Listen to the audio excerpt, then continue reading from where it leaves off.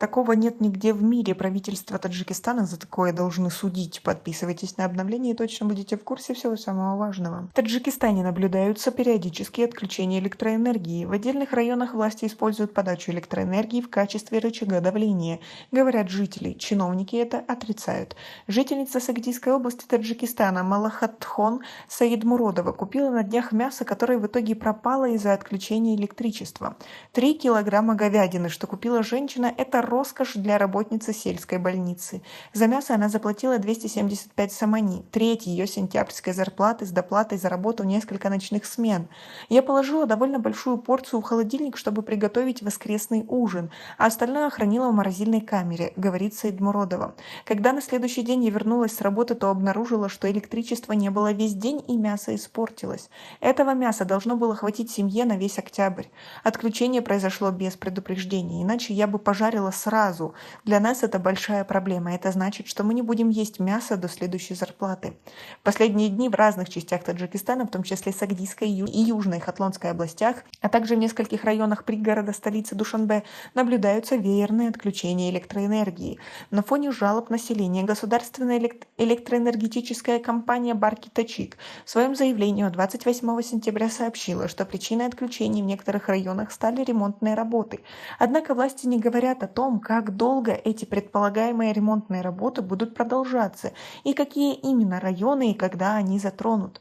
В Центральноазиатской республике, расположенной в верховьях рек, находятся одни из крупнейших в мире гидроэлектростанций, включая частично действующую Рагунскую ГЭС. По данным Международного энергетического агентства, Таджикистан занимает 8-е место в мире по гидроэнергетическому потенциалу, мощность которого оценивается в 527 тераватт-часов. Однако в настоящее время используется лишь 4% гидропотенциала страны. Жители Таджикистана привыкли к тому, что зимой в большинстве районов страны электричество подается примерно на 10 часов в сутки.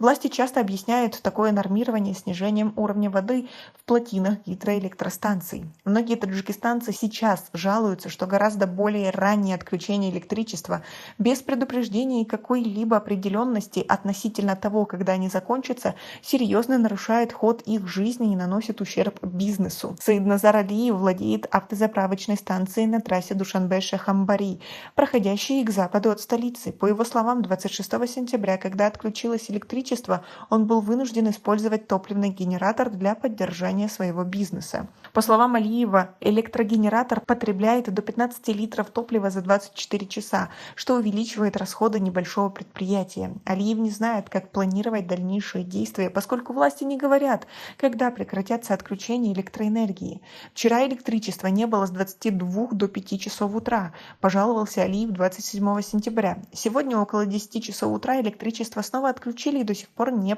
восстановили подачу. В соседнем селе Тиргарон глава местного районного комитета Хаджи Халбой Ибрахимов говорит, что отключения негативно повлияли на всех, усложнили жизнь как молодежи, так и старикам. А что еще у нас есть в этой стране? Убрать электричество – это все равно, что отрезать нам руки и ноги, говорит он. В Арухе, в сельском поселении, расположенном в северном районе Исфары, несколько жителей утверждают, что местные власти используют электричество в качестве рычага давления на жителей в преддверии осеннего призыва в армию. Большинство таджиков стараются избегать службы по призыву, изначально известной таким явлением, как дедовщина. В начале сентября чиновники потребовали от мужчин призывного возраста и их родителей подписать заявление о том, что они явятся в районный военкомат 1 октября, рассказал житель Варуха, представившийся Мударисом. Некоторые родители отказались подписывать такие заявления, в результате чего в их кварталах отключили электричество. Я полностью за то, чтобы наши молодые люди служили в национальной армии. Это их долг.